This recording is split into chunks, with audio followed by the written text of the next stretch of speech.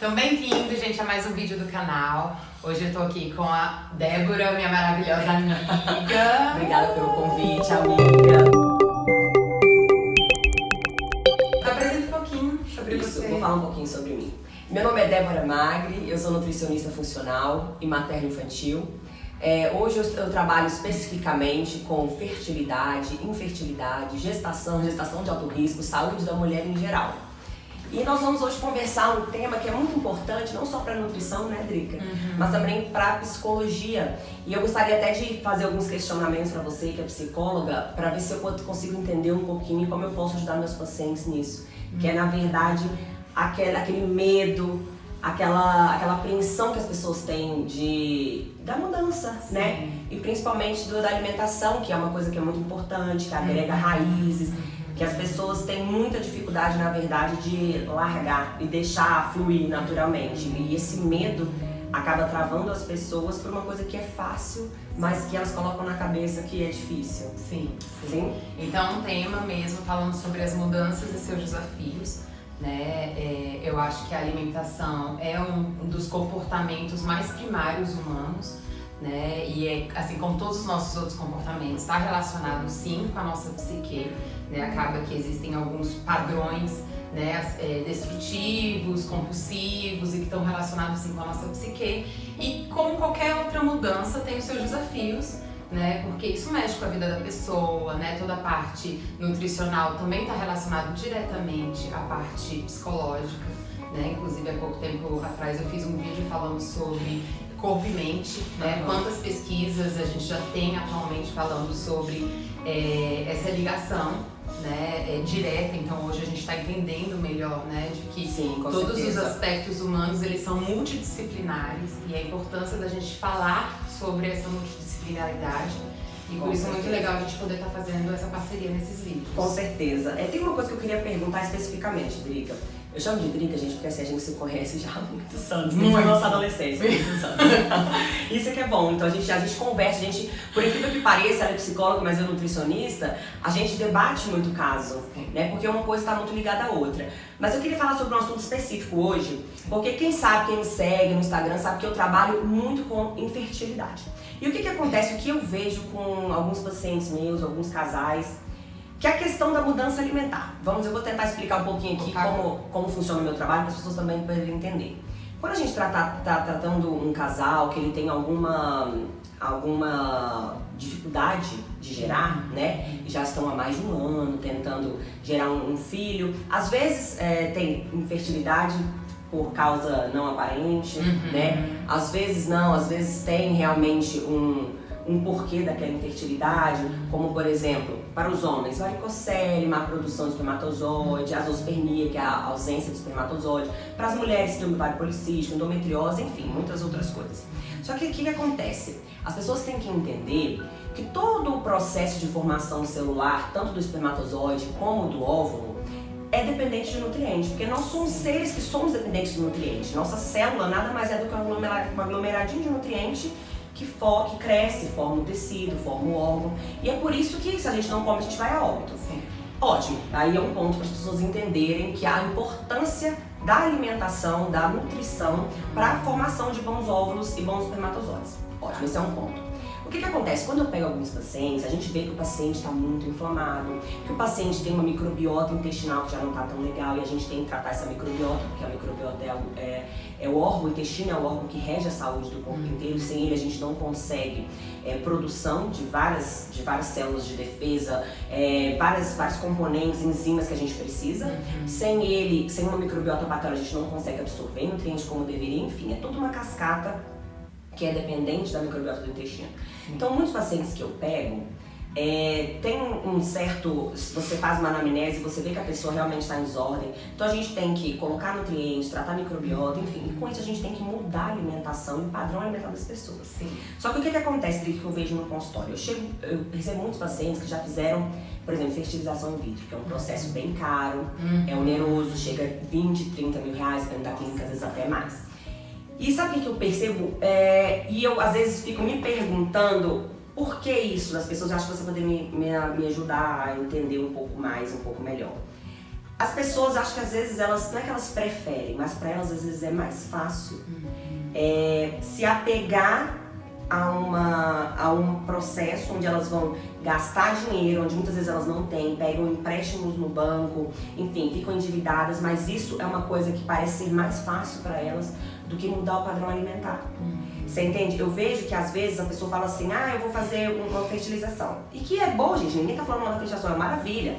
Mas a gente, até pra fertilização, a gente tem que estar bem, o corpo tem que estar preparado.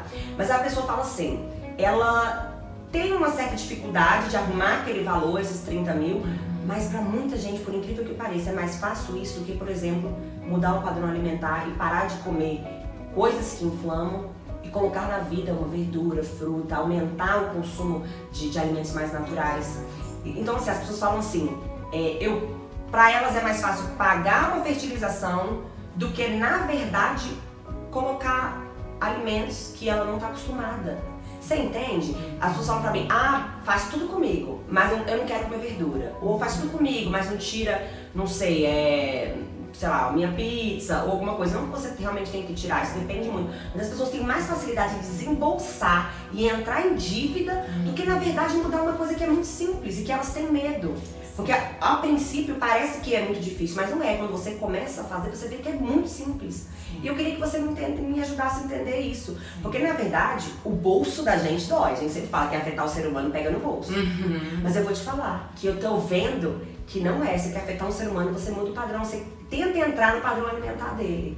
Isso, às vezes, olha, o que eu vejo, isso dói mais, gente, do que um bolso ferido. Por que será? Isso é uma pergunta muito interessante, né? Na verdade, é uma coisa que eu, enquanto psicóloga, enfrento no consultório, né? Todos os dias.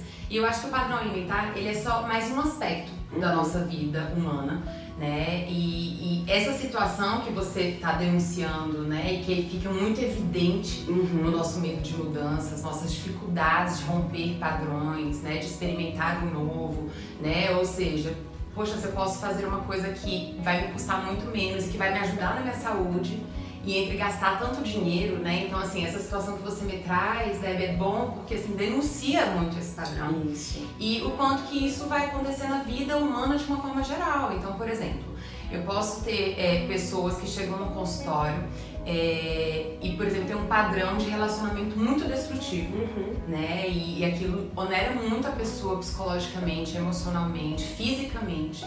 E ainda assim a pessoa tem um apego muito grande por aquilo. Então, assim, mesmo as coisas destrutivas, né? A gente desenvolve esse padrão destrutivo numa tentativa, ou por uma repetição de padrão mesmo. Então você vê muitas vezes as famílias já têm um padrão alimentar ruim. Sim, né? Na maioria das vezes Ou padrões destrutivos para tentar anestesiar, né? Para tentar, por uma fuga, por um disfarce de emoções, de situações, de angústias, né? Que muitas vezes a pessoa não consegue lidar de outra forma. Né? Então, a nossa dificuldade de mudança está relacionado, né? E aí não só alimentar, como qualquer outra mudança, está relacionado também, né? A um padrão de mudança, inclusive de autoimagem, né? Então a gente exporta para coisas externas, né? Por exemplo, um relacionamento, um carro e até a nossa própria alimentação, a gente exporta muito das soluções internas. Sim, então, quando você pede para uma pessoa mudar o padrão alimentar dela, né, e aquilo ali está muito relacionado também com o padrão emocional dela, seja pessoas, gente, eu não estou falando só de compulsão alimentar, né, mas podem ser pessoas, por exemplo, que também têm um excesso de cuidado, às vezes, e aí tem medo de engordar, e aí tem medo de não sei o quê, né, então qualquer padrão rígido, qualquer padrão rígido que denuncia, né, um vício, com certeza até uma compensação de alguma dificuldade emocional. Quando você pede para a pessoa mudar esse comportamento, que às vezes a gente acha que é só um comportamento, a gente vai precisar entender que isso está relacionado a um padrão emocional e de autoimagem. Com certeza. Então, por exemplo, quando a gente fala assim, mas nossa, esse é um comportamento que inclusive vai ajudar a pessoa, né? Por exemplo, vai ajudar ela se ela é obesa a emagrecer, né? Ou se ela tem um vício de perfeição na alimentação, vai ajudar ela a ficar um pouco mais flexível. Mas veja, isso está diretamente relacionado ao que ela entende ser parte do seu valor ou das suas saídas. Com certeza. Entende? Das suas saídas psíquicas. Então, tudo que existe resistência, isso é uma coisa muito legal. Sempre quando a gente está na vida e a gente percebe que a gente tem muita resistência em relação àquilo, você pode ter certeza que ali se esconde, né, um desafio emocional. Você de alguma forma projeta naquilo, né, alguma determinação emocional sua, ou de valor, ou de fuga, né, de disfarce, de fuga, algum tipo de mecanismo de defesa. Porque a nossa saúde está na nossa ampliação. Tá? Na gente poder ser flexível. Então, eu posso, por exemplo, ser uma pessoa que sou cuidadosa com a minha dieta ou que gosto de comer uma besteira, mas que naquele momento que eu preciso, eu posso ter uma flexibilidade de cuidar mais disso. E se eu tenho uma resistência muito grande a isso, você pode ter certeza que tem um aspecto emocional que a mudança gera ou faz eu entrar em contato com algo que eu ainda não tô pronto. Que você ainda não tá pronto. Nossa, e posso falar uma coisa, Drica, você falando isso faz muito sentido, sabe por quê? Porque você percebe, por exemplo, eu trabalho com infertilidade. Querendo ou não, a gente tem que ter muita empatia, muito amor e muito carinho pelo aquele casal tentante, porque são pessoas que já estão emocionalmente frágeis, já passaram por muitas coisas, já passaram por vários processos, já passaram por mão de muito profissional que não tem empatia, não tem amor e não se coloca no lugar do outro. E a alimentação, querendo ou não, é uma válvula de escape. A pessoa, automaticamente, ela já pensa assim: minha vida tá tão difícil, eu já trabalho tanto, tô passando por esse processo, tudo. A única coisa que eu tenho de bom é a minha alimentação, que eu posso realmente colocar ali o meu emocional é a minha alimentação. Sim. Tipo, você tá tudo ruim e ela ainda quer tirar o meu prazer alimentar. Isso, e realmente... Que é um alívio, psicológico, é um alívio naquele momento, é um escape, né? Então, nesse aspecto específico que você tá trazendo, que é a infertilidade, né? Tanto para os homens quanto para as mulheres, né? Existe uma questão cultural que gera imediatamente quase que uma insuficiência. Exatamente. Como se isso fosse um defeito, como se isso fizesse daquela pessoa uma pessoa menor, né? Então, a comida de fato, veja, então esse sentimento, né, de insuficiência, né, de menos por não ter aquilo ali, aquela facilidade, pode gerar na pessoa uma ansiedade, um grau de ansiedade, né, e despertar inclusive neuroses antigas, que é aquela situação... Né? Essa situação em si só desperta, ou seja, se eu já tenho uma baixa autoestima, né? Se eu já tenho uma fantasia de que eu não sou boa o suficiente, né? Se eu já tenho aspectos emocionais e isso acontece, é assim que funciona a neurose, né? A gente se utiliza de situações da vida para alimentar essas falsas verdades, entende? Que são as neuroses enrijecidas, padrões enrijecidos antigos que a gente desenvolve como falsas verdades na nossa vida. E aí a pessoa fica mais ansiosa. Com então, nesse momento em que você detectar muita resistência, pode ser legal questionar. Pense, né, qual o significado que a comida está tendo hoje na sua vida para que você tenha chance de talvez recolocar isso e talvez até buscar ajuda de fato. Exatamente, porque com ajuda, na verdade, a pessoa consegue dar o primeiro passo. Porque o que eu vejo? É engraçado que quem é meu paciente sabe, todos meus pacientes têm meu telefone, a gente conversa o tempo inteiro. E às vezes meus pacientes chegam pra mim e falam: Débora, eu não vou dar conta, eu não tô dando conta, eu tô assim, olha, eu acho que isso não é pra mim. Aí eu digo: calma, isso é pra você, por que não é pra você? Claro que é, hoje você tá com esses sentimentos que você não vai dar conta, não tem problema, isso é normal, eu me sinto assim, todo mundo se sente assim. Mas a questão é, o dia que você estiver um pouco melhor, dê o primeiro passo. Porque quando você dá o primeiro passo, aí você vê que não era nada daquele monstro que você construiu. E isso é muito real, porque, por exemplo, meus pacientes, às vezes eu pego alguns pacientes que têm alguns tipos de desordem no organismo, onde eu sou obrigada a tirar glúten e tirar leite, por exemplo. Porque é inflamatório, porque com isso a gente não vai tratar a microbiota, porque a pessoa tem doença autoimune, por N questões. Aí a pessoa fala assim: mas Débora, o que eu vou comer? Aí eu digo: gente, como assim você vai comer? Vai comer arroz, feijão, frango, carne, peixe, ovo, fruta, verdura, castanha. Vai comer tanta coisa. Mas a princípio a pessoa se assusta.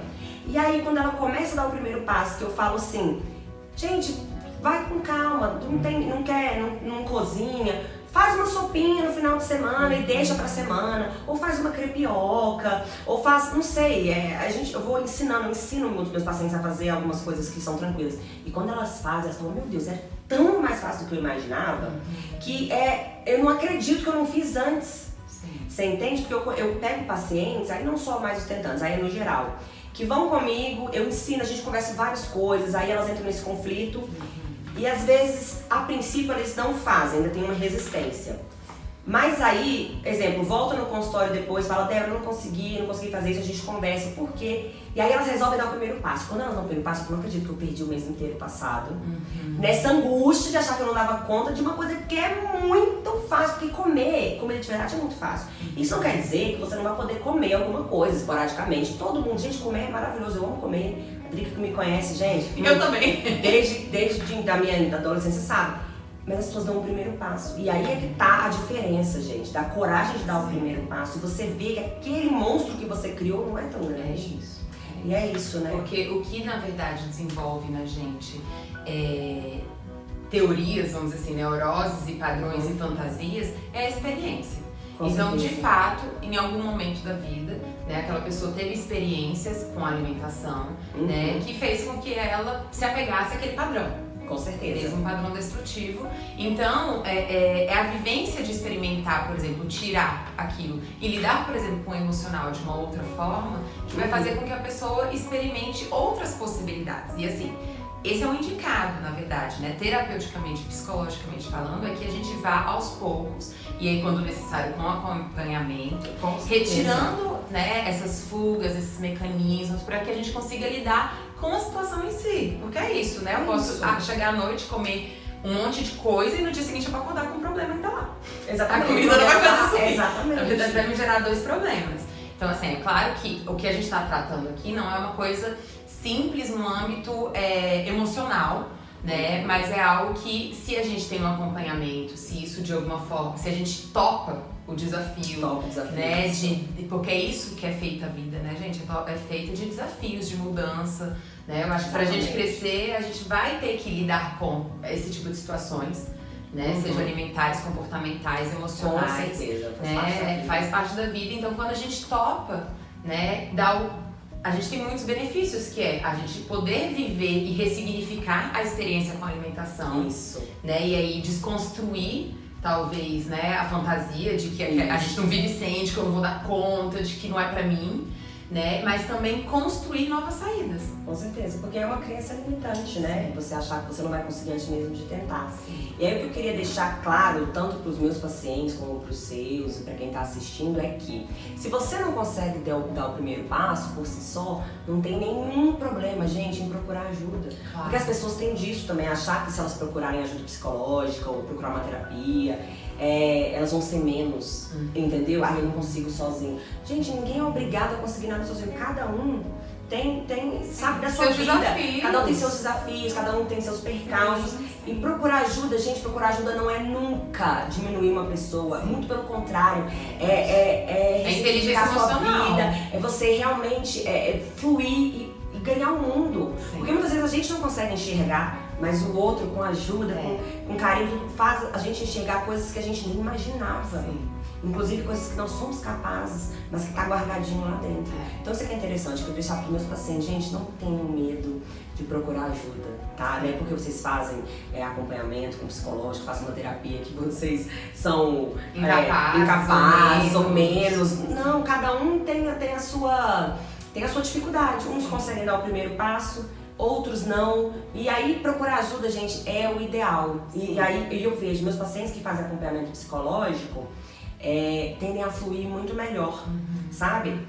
Claro que cada caso é um caso, mas no geral, como eu trabalho com essa questão da fertilidade, as pessoas estão muito machucadas, quando elas conseguem fazer um acompanhamento psicológico, tudo flui muito melhor, sabe? E esse que é o negócio, não ter vergonha de procurar ajuda, isso que é interessante. Na verdade, isso que você está falando é uma coisa muito importante, porque eu gosto de fazer uma comparação legal, assim. Pensa numa empresa. Né? Uma empresa, ela é composta de vários desafios e de várias áreas diferentes. Sim. Né? Então, eu vou abrir uma empresa e eu sou especialista em alguma coisa específica. Vamos dizer assim, qual a chance dessa empresa caminhar e se desenvolver se eu quiser tomar conta de tudo?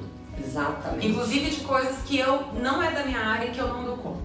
Na verdade, pedir ajuda é ter maturidade emocional, né? É entender que parte do nosso, da nossa humanidade, né? E a capacidade de pedir, né? Na verdade, é uma capacidade de evoluir. Por que eu vou, de novo, desenvolver a roda se ela já foi inventada? Se eu não posso ir ali com uma pessoa que estudou para aquilo, que entende daquilo, que pode me passar todo um conhecimento, que pode me ajudar naquilo. Com certeza. E eu vou ficar batendo cabeça naquilo sozinho. Então, assim, na verdade, essa fantasia de pedir ajuda, né, me faz uma pessoa menor.